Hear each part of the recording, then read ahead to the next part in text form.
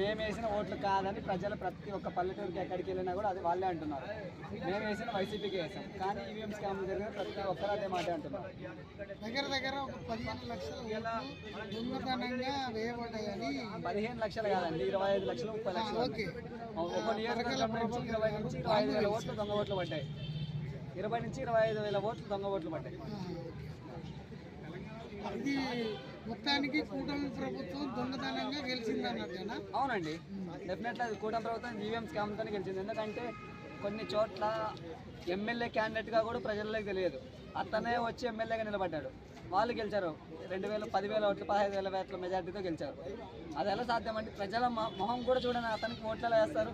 ప్రజల్లో కష్టపడిన వాళ్ళు ఓట్ల వాళ్ళే అంటున్నారు, ప్రజల్లో మేము వేసిన వైసీపీకి ఓటు వేసాం అని ప్రజల ముందుకు వచ్చి చెప్తుంది. ఇవన్నీ చాలా మోసపూరితమైన ఓట్లు అనేసి. అన్నిటికీ వైసీపీ నిందలేయడం అలవాటు అయిపోయింది. ఎందుకంటే ఇప్పుడు పవన్ కళ్యాణ్ వాళ్ళ పార్టీ ఎమ్మెల్యేనే ఎన్నికేసుకుని వస్తున్నాడు, అంతే తప్ప వైసీపీ గవర్నమెంట్ ఏం చేస్తుంది వాళ్ళ తెలియదు.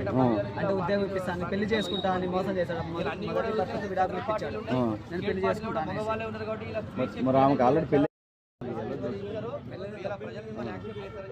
ఎమ్మెల్యే తప్ప, ఎందుకంటే బెదిరించడం